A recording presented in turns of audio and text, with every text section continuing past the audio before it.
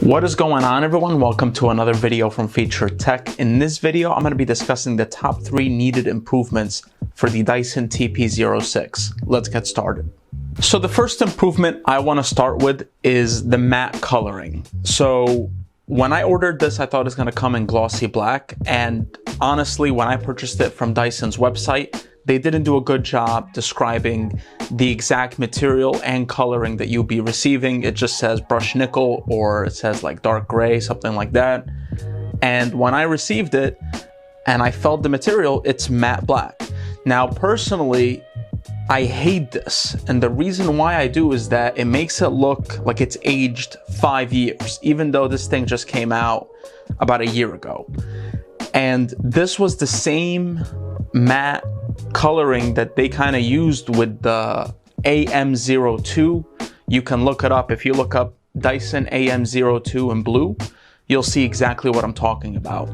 So I hate it. And not only as a preference of me not liking the matte blue color or just matte coloring in general, it's because it's already getting dirty. So I don't know if you can see that well, but I've had this for a little over a week, and it is already piling up so much dust and so much dirt that I have to continuously clean it.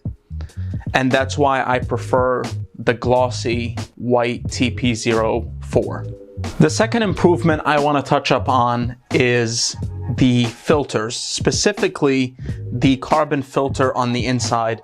And this was an issue when I had the TP04 Dyson fan, and I still currently do. It's always a pain and it's always a burden to remove the inner filter. And I don't know if this is just me or maybe you guys figured out an easier way, but personally, I have to try to kind of push down from the top until I hear the plastic disconnecting, and it almost feels like I'm breaking the damn thing. And it really does bother me. And I thought they would improve this from the TP04 when I purchased this. I was like, okay, they must have improved it, but it still hasn't been an improvement. And I know what you're thinking. What if you hold these black flaps here and you pull? You can't. And the reason why is that these black flaps are fixed. Let me show you what I mean. Let me disconnect the filter.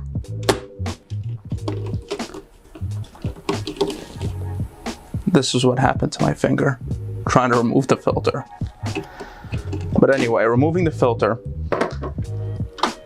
you can't push these flaps down because they're fixed to the inner body of the fan. So in summary, I just wish that they can improve this and make it a lot more easier to remove. And really, when it comes to installing it, it's really easy and it's really straightforward. But when it comes to removing it, it's, in my opinion, horrible execution.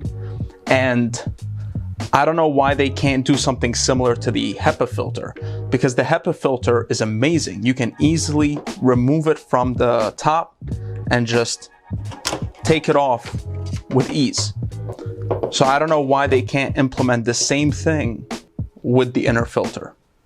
The third needed improvement is I wish they had arrows, left and right arrows on the remote where you can control the screen, because as of right now, I'm sure anybody watching this that currently owns the TP04 or this fan knows what I mean, but there's only one way for you to go forward, which is the information button on the remote, and it only goes to the right, so to speak. It only keeps going to the right.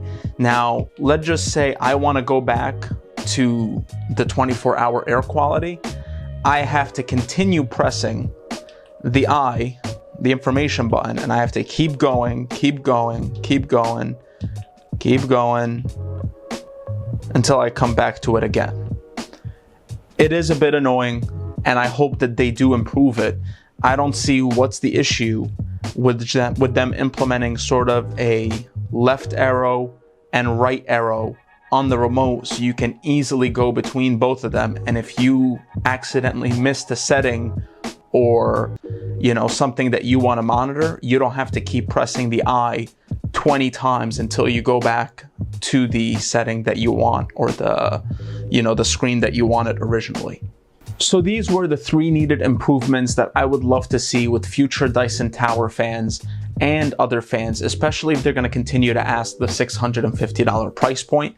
I mean, this fan costs me, with my state's tax, I live in New Jersey, it cost me almost $700. So I believe that those improvements need to be made in order for it to be really a cost-effective fan. Now, again, they do give you a lot for what you're paying for, but I think those needed small little tweaks would make the fan absolutely exceptional.